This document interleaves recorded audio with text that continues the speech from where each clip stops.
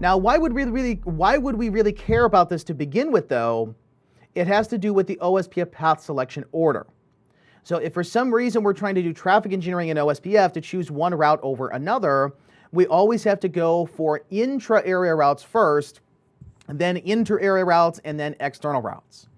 So if for some reason we had via one PE router, we were learning the routes as inter-area, and via the other one we were learning them as external, we would always choose the one that are inter-area over the external routes, regardless of what the administrative distance is or regardless of what the cost value is.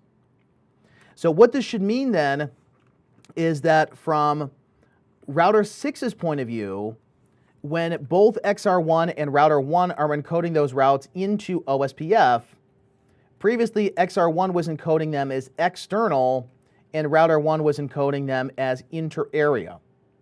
Okay, inter-area, we're talking about specifically this interface or this interface, not the loopback, because the loopback was external to begin with. Now, since I have set the domain ID statically, if we look at from router 6's point of view and look at the routing table, okay, this is what the routing table looked like before. And if we now look at the show IP route OSPF, one of the changes here will be that for that link between 3 and 7, we're now doing equal cost multipathing to both of our provider edge exit points. So specifically, if we were to do a trace to 10.3.7.7, we could see that we can go either to router 5 or to router 4. Where previously, the original routing table output said that we only had one exit point for this, and it was the exit point via router 5, which is ultimately via router 1.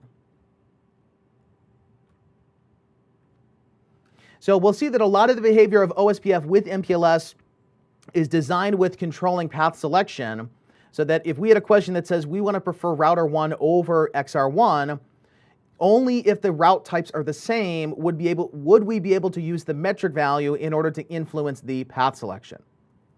So let's say, for example, we roll our last change back. Let's go to XR1 and we'll say we want to roll back the config, the last one change.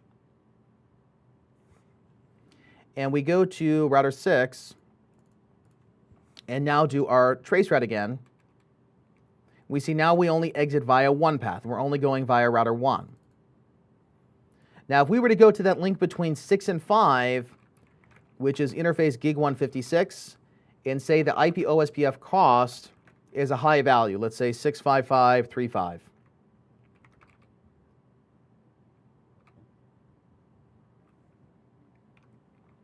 If we do our trace route now, what changed here? We're now going from 6 to 4 to 5.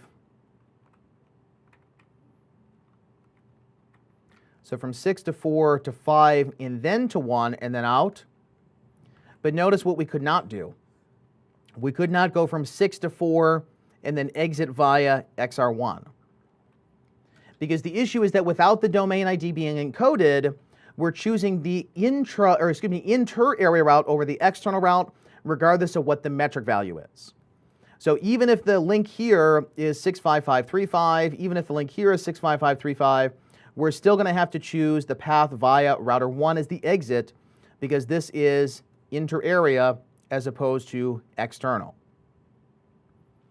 Now, you can change the domain ID manually, both on regular iOS and iOS XR, and if the domain ID is not the same, then ultimately the encoding is not going to be inter-area between the sites. So there are a number of different ways to do this. We could either set it under the process of router 3, we could set it under the process of router 1. We could also change the OSPF process number, because the domain ID is inherited by that by default. So for example, if we were to go to router 3 and we were to say, let's say show run section OSPF, we'll say on interface gig 1.37 IP OSPF 2 area 0, and we'll get rid of router OSPF 1. Okay, we'll go under router OSPF 2, we'll say redistribute BGP1 subnets, And under BGP1, under address family IPv4 VRFA, we'll say redistribute OSPF2 and match internal and external routes. Okay, this should now mean when we look at the route from router 6's point of view, we now can do equal cost multipathing. Well, actually, since I changed the cost, I'd have to undo that. So let's undo the cost, no IP OSPF cost. And if we do a trace route now, we should see that we're going to load balance between the two paths. Okay, it should take a minute for it to update the cost. Okay, the reason we can now load balance is because both routes are of equal type. They're both external in this case because the domain ID does not match between router 1 and router 3. The end result is the encoding is external. So from 6, if we show IP route OSPF, we could see both of these are external. Now, if we were to go over to XR1 and change the OSPF domain ID, so again, if we go back under the process and we say that this is the domain ID, so we'll say under router OSPF1, under VRFA, the domain ID is going to be, that's going to change to a 2 now as opposed to a 1. If we now look at from 6's point of view, show IP route OSPF for 10.3.7.0, this is in, just show IP route for the destination. Now what is inter-area, and the originator was 11. So when we now do a trace of the destination, now regardless of what the cost is, we're going to have to use XR1 as the exit point because that's the one now that it is encoding as inter-area. Now we had a couple questions here. What happens if both PEs don't have the encoding of the domain ID? In that case, they're treated as ASBRs. So if we were to say on XR1 that we don't have the domain ID at all, let's say roll back the config, last one change, and we look at from router 6's point of view, we should see now that we're going to load balance between them because both are now encoding as external. If we look at the show IP OSPF database, it says that the route is an external route and there were 2 originators, 10.151 and 11.11.11.11. Okay, this is router 1's router ID for the VRF. This is router XR1's router ID. If we were to encode the domain ID, so let's say on router 1, we go to router OSPF1 and say the domain identifier is 0002. When we look at router 6 and look at the show OSPF database, what we should see change here is that we're going to have an ASBR summary. We're going to have a summary network link state, which is LSA3, or in other words, an inter-area route that router 1 is now encoding.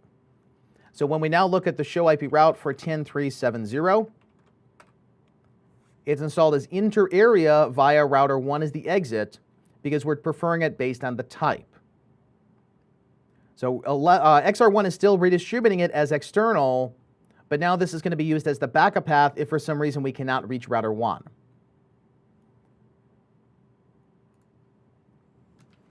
Okay, so this is the second point with OSPF. The first one we saw was when we redistribute from OSPF into BGP, we only include the internal routes. We don't include the externals. So the fix for that was under the OSPF process. When we show run, or excuse me, under the BGP process, we say redistribute OSPF, and then we need to match both the internal and the external routes.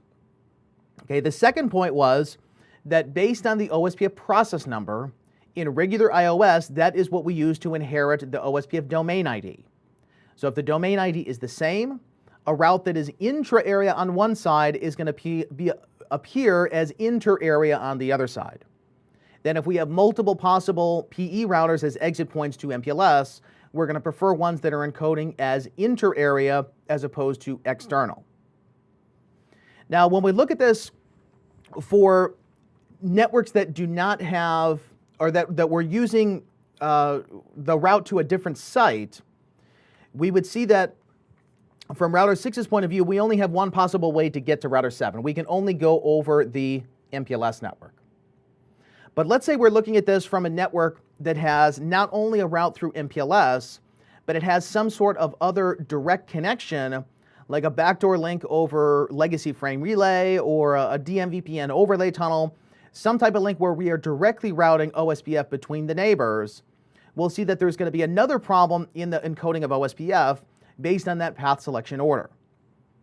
So as I mentioned, when we're choosing an OSPF route, we're always going to choose the intra-area route over the inter-area route over the externals. So we take E1 and N1 over E2 and N2 based on a number of different factors that we really don't need to get into the details now. But in general, we can just say that there's intra over inter over external. Okay, right now from router 6's point of view, we were comparing an inter-area route over or actually the other way around. It was inter-area via router 1 versus the external via XR1. End result is that we have to go in that direction. Okay, now let's say that we have another link that is connecting the devices. Let's say that we have a link that goes between router 5 and router 7 directly, and we're going to be running OSPF on this. Okay, so let's think of this as like a legacy T1 circuit. That we have some point-to-point legacy link we're trying to migrate to MPLS layer 3 VPN, and we want to run the same routing protocol, so we don't want to have to convert off of OSPF into something different. So let's go ahead and add this link. We'll say that between 5 and 7, we're going to have interface that is gig 1 57. The VLAN will be encapsulation.1Q57. We'll say IP address is 10.575. And we're running OSPF, IP OSPF 1, area 0. Okay, then from 7's point of view, same thing, interface gig 1 57. Encapsulation.1Q57. IP address is 10.577. And we're running OSPF over it.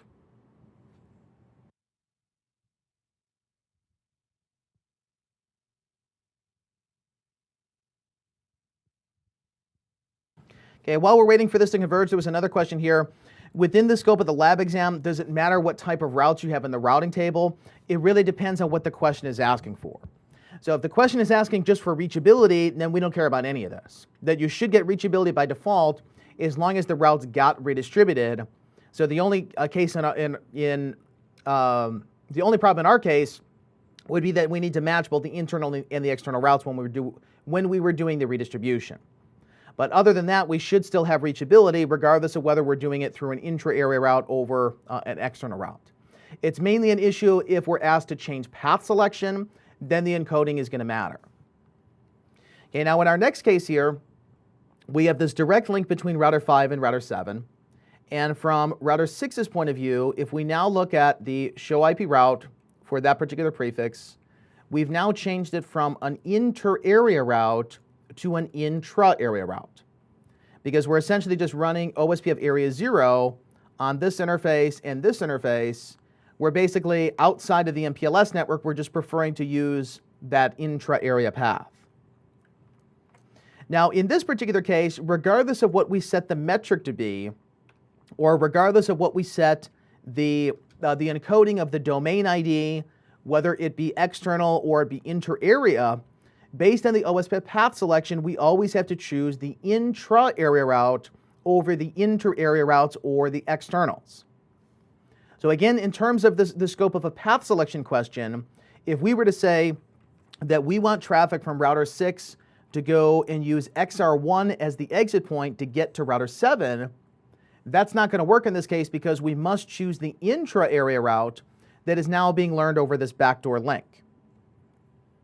So regardless if we were to go to router 5 and we were to say that this interface, gig 1 57, has an OSPF cost of 65535, so basically the maximum for the interface, and we look at this from router 6's point of view, the only thing we're going to do is simply update the metric so that we have that higher cost. Even though we have the inter-area path that's reachable via router 1, and we have the external path that's reachable via XR1, we're not allowed to use these based on the path selection order. Now, in this very specific case, there is an additional workaround, is that we can extend the OSPF flooding domain over the MPLS network, and we're going to do this with a virtual link over MPLS that is specifically called a sham link. So a sham link is just like a virtual link where we have a point-to-point OSPF adjacency. The difference is that it's going to be on the provider edge side, like between XR1 and router 3. We're going to run this as area 0, and at that point we should be able to use the cost in order to traffic engineer the path one way versus another. Now, specifically in order to do this, the first step is that we need to figure out what's the source and destination going to be of the actual tunnel of the sham link. Now, there is a restriction for this, that when we go to route the sham link endpoints, okay, so think of this just like a virtual link, where typically the virtual link would go to the router ID. In this case, the sham link is going to go to a new loopback interface that has to be advertised into VPN v4 BGP, but not be advertised into OSPF. The reason why that is the case is that if we create a new loopback on XR1 and advertise it into OSPF, the route is going to go from XR1 to 4, 4 to 6, 6 to 5, 5 over this backdoor link to router 7, from 7 to 3, and then the path of the sham link is going to route this way, which defeats the purpose of what we're trying to do. We're trying to get traffic to prefer to exit over the MPLS network as opposed to going over this backdoor link. So this is going to be the first thing. We're going to create a new interface, put it in the VRF, advertise it into VPN v4 BGP, but make sure that we're not advertising it into OSPF. So on XR1, we're going to create a new loopback. So let's say that this is going to be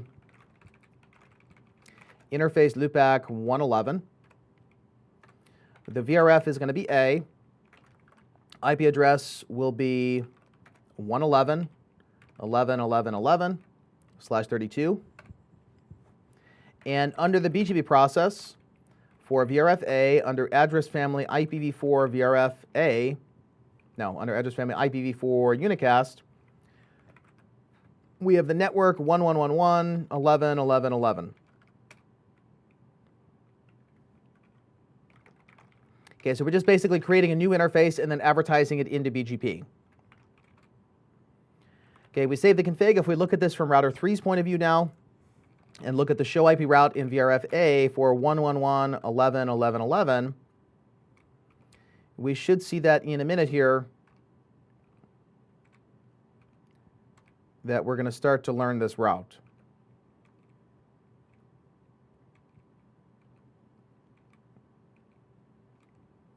So from XR1's point of view, let's see, are we advertising it into BGP? Let's say show BGP, IPv4 VRF. Now show BGP VRF-A, IPv4 unicast. Okay, we are advertising the route. Okay, from 3's point of view, we're now learning it as BGP. Okay, if we were to do a ping in VRF-A to 1111.11.11.11, okay, we can reach it. Okay, also if we do a trace route to this, we need to make sure that this is routing over MPLS as opposed to routing over the internal OSPF network. So we basically just need to make sure not to enable OSPF on the interface. And in XR, the way that we simply do that is just not to list the interface under the VRF aware OSPF process. Okay, so same thing is going to be true in the reverse path. Let's say interface loopback 33 is VRF forwarding A has the IP address of 33.333. And then under BGP1, address family as IPv4 VRF-A, we have a network statement for 33. Mask is /32.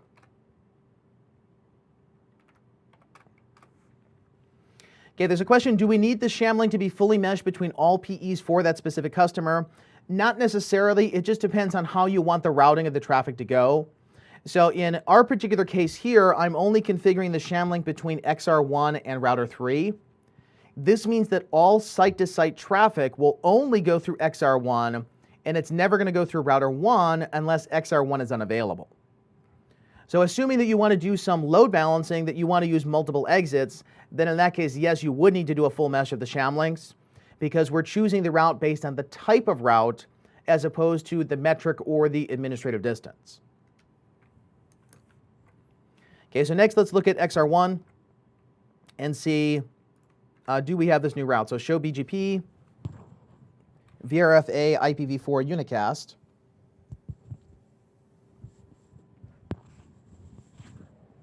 And we see we have the route to 33.3.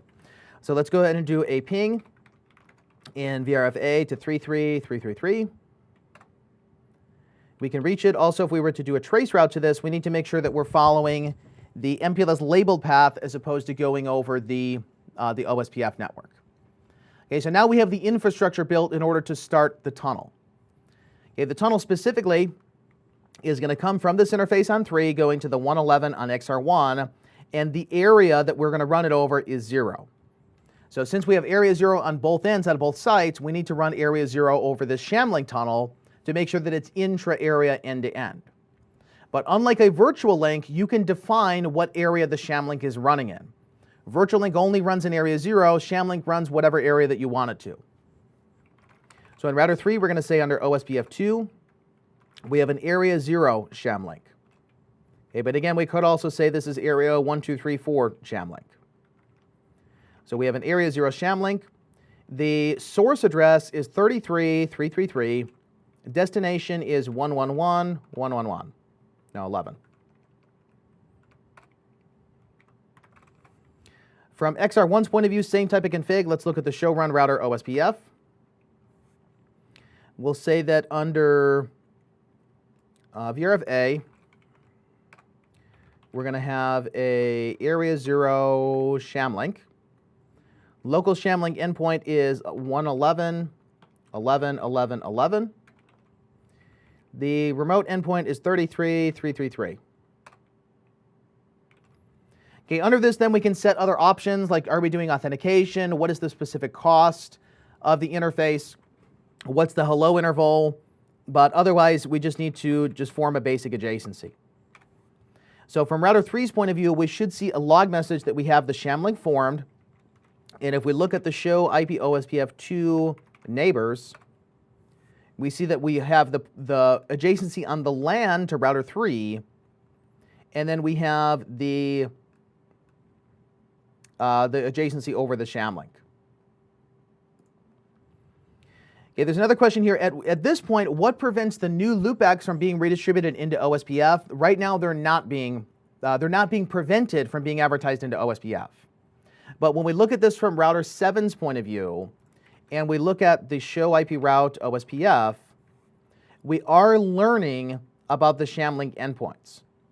But we'll see in a minute, once we talk about loop prevention, there is a specific reason that the PE routers are not using the OSPF path over the BGP path. Has to do with OSPF's loop prevention mechanisms.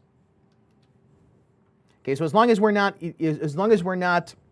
natively advertising it into OSPF and basically disabling loop prevention, then it's going to be fine.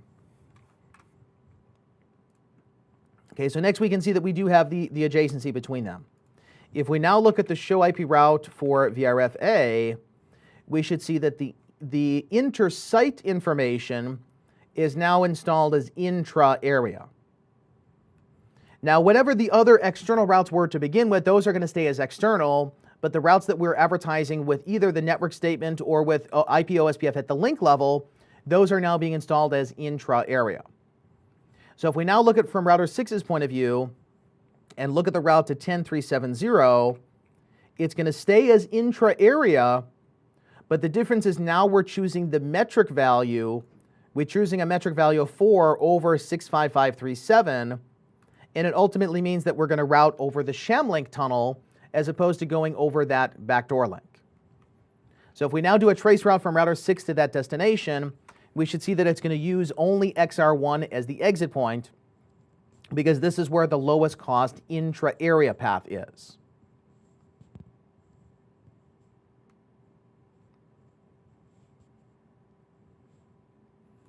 Okay, there's a question for the traffic. Why does it matter that the sham link actually goes over the MPLS core as opposed to the backdoor link?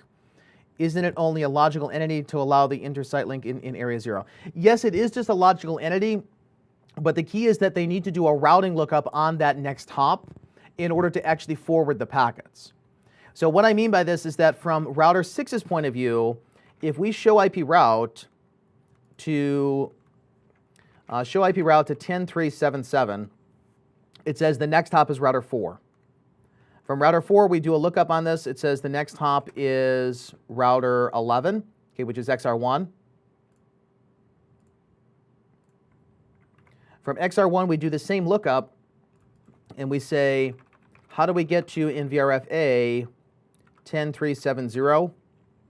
It says it's via 3333. The reason why is that the sham link is learned from router 3. So via the recursive property, it means that if I'm routing to the sham link and the sham link is advertised by 3, I'm going to use the next hop of 3.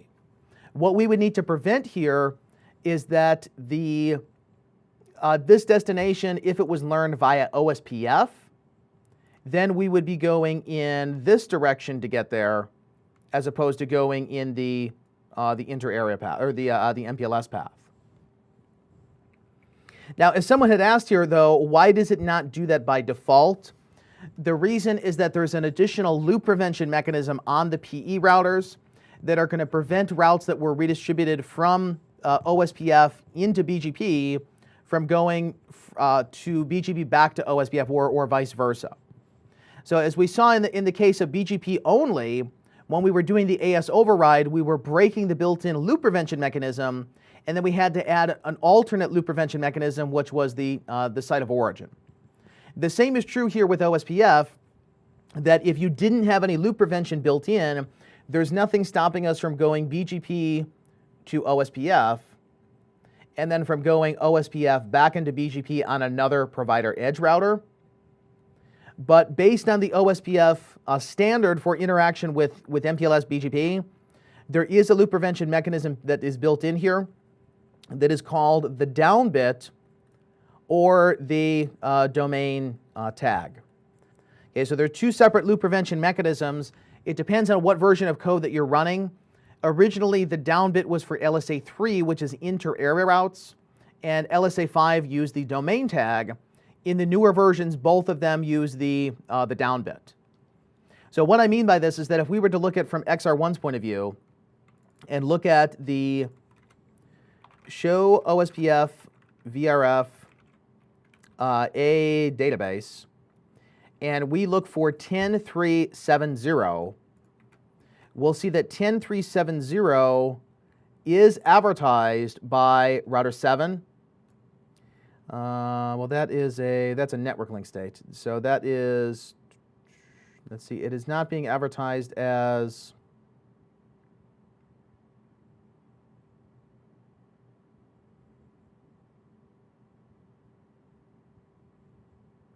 we're going to be learning it here as intra-area because of the sham link. So if we were to look at but again, when we look at the routing table, show route VRFA 10370, we're installing this through BGP as opposed to OSPF within the area. If we were to go to router 1 and look at the same thing, show IP route for VRFA for 10370, it says we're installing this through OSPF, but the next hop is, well, it says the next hop is 10155. Wait a minute here. This is, oh, wait a minute. No, router 1 doesn't have the sham link on it. Let's say trace 10377, trace in VRFA.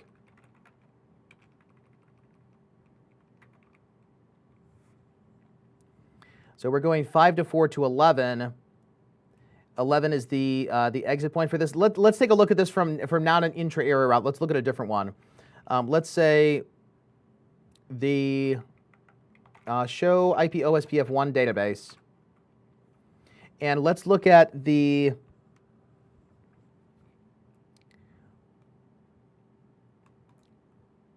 let's look at the 7777.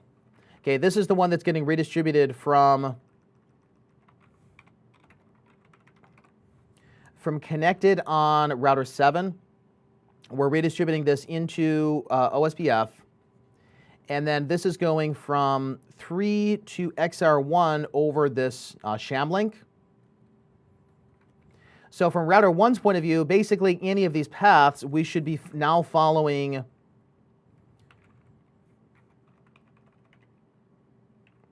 VRFA.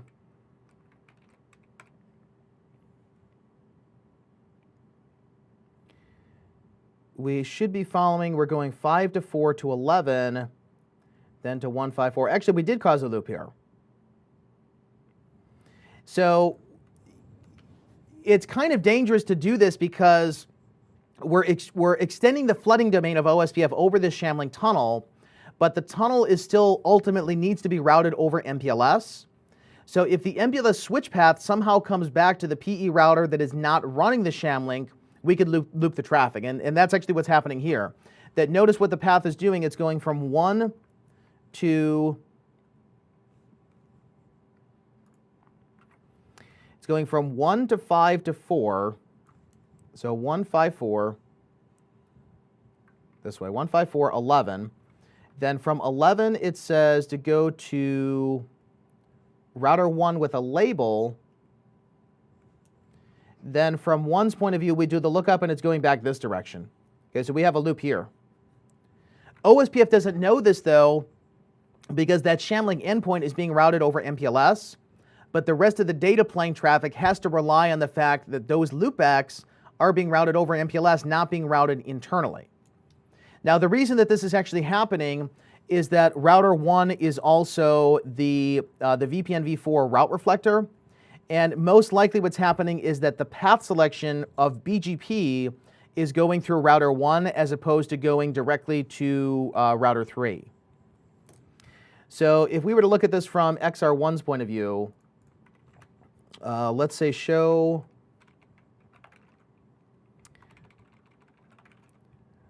Ceph for VRFA for the prefix. And what was I trying to trace to? We were tracing to 7777.